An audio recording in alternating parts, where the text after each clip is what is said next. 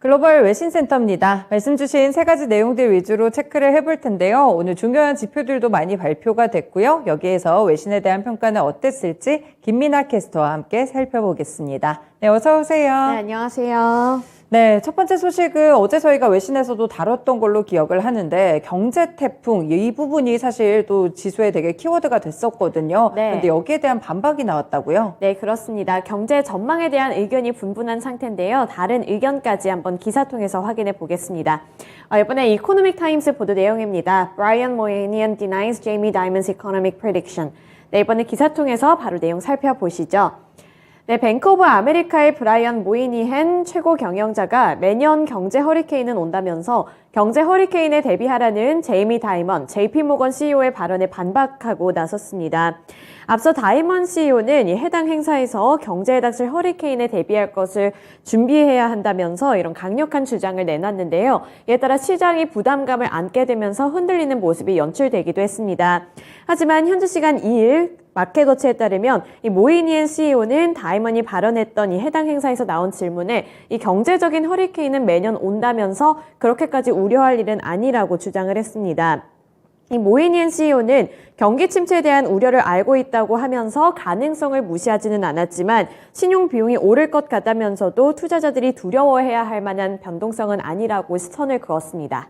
네, 그렇다면 그 이유는 뭐라고 설명을 했나요? 네, 그 근거도 기사에서 찾아볼 수 있었는데요. 바로 다음 멘트 살펴보겠습니다. 네, 기사 살펴보시면 이번에 그런 이유를 좀 여러 가지 부분에서 찾아볼 수 있었는데요. 모이니엔은 연준이 금리를 올리는 것은 경제의 기반이 탄탄하기 때문이라면서 실제는 좋은 것이다. 즉 낮은 실업률과 상당한 임금 상승세, 훌륭한 소비 지출 등이 그러하다라고 언급했습니다. 지금까지 우려했던 이런 세 가지 부분이 사실 이렇게 좀 봤을 때는 경제 기반이 탄탄하다고 볼 수 있다는 그런 해석을 내놓게 된 건데요. 모이니엔의 발언을 좀 인용을 하자면 순이자 소득은 실제 지난해 2분기와 3분기에 증가하기 시작해서 4분기에서 1분기 사이에 강하게 증가했다는 점을 짚어줬습니다. 전년 대비로 봤을 경우에 금리 구조가 실제 시스템 내에 들어오기 전에 분기당 순이자 소득이 20억 달러 이상 더 늘어났다는 점을 꼽으면서 이러한 부분들을 긍정적으로 평가를 했고요. 또 상업적인 부분에서 활동이 주도된 이후 이제는 소비자들이 따라잡고 있다는 부분도 긍정적으로 분석했습니다. 네, 어떤 인사의 발언이 지수를 끌어내리는가 하면 여기에 대한 반박 의견은 항상 존재하는 것 같습니다. 긍정적으로 해석을 했다는 점도 기억해 보시면 좋을 것 같습니다. 네, 두 번째 소식은 아무래도 어제 이제 장 마감 때부터 계속 좀 짚어드렸던 것 같아요. 오펙 플러스의 원유 이 증산 합의 여기가 어떻게 됐을지가 상당히 궁금했는데 네. 어떻게 됐나요? 네, 바로 기사 통해서 보겠습니다. CNBC 보도 내용입니다. OPEC Plus raises output faster than expected as Russia's war rules global energy markets. 이번에 오펙 플러스에서 드디어 행동에 나섰습니다. 바로 기사 통해서 살펴보겠습니다.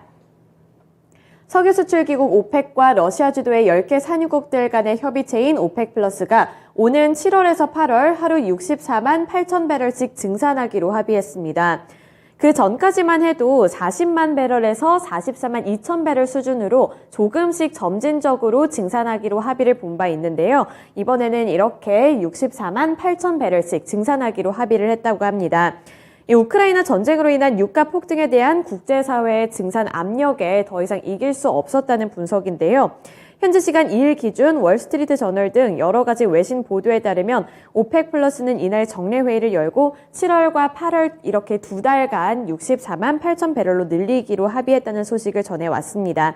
그 전에 하루에 43만 2천 배럴 증산하기로 했던 것보다 30만 배럴을 더 늘려 잡았다는 부분에서 조금은 희망적인 의미를 갖고 있습니다. 네, 64만 8천 배럴 어느 정도 증산을 한 건지 사실 감이 잘 오지 않는데 외신에서는 이 증산량에 대해서는 어떻게 봤나요? 네, 그 부분에 대해서는 조금씩 의견이 다른 상황인데요.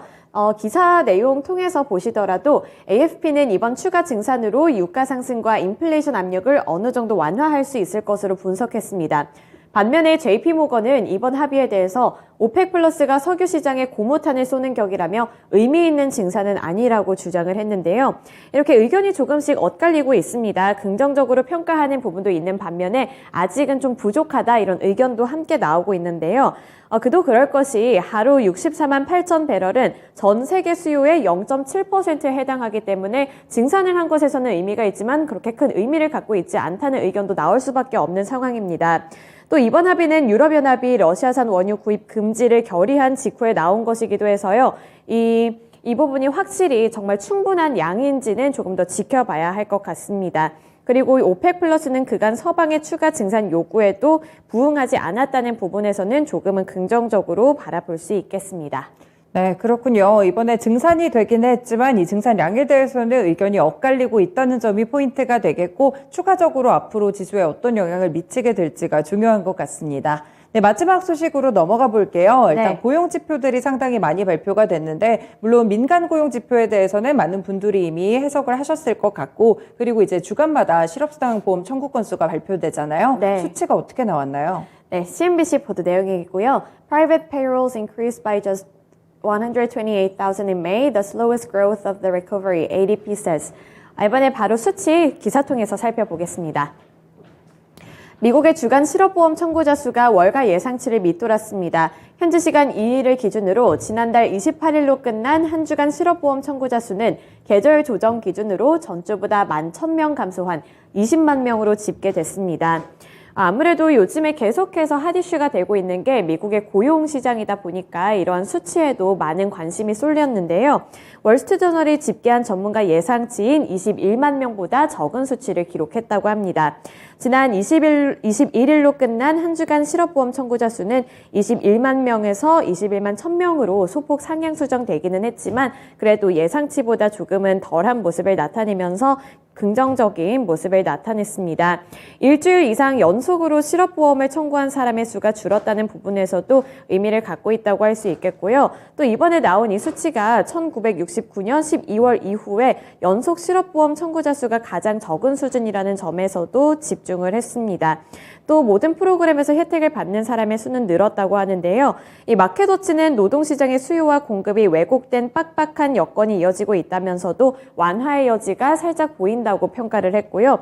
또 채용 공고가 역대 최고에서 조금 줄어들게 되면서 수요 완화 신호를 보이고 있지만 미국의 해고율은 여전히 역대 최저 수준을 나타내고 있고 노동력은 여전히 부족한 상황임을 지적을 했습니다만 그래도 이번 수치가 그렇게 나쁜 의미를 갖고 있지는 않았습니다.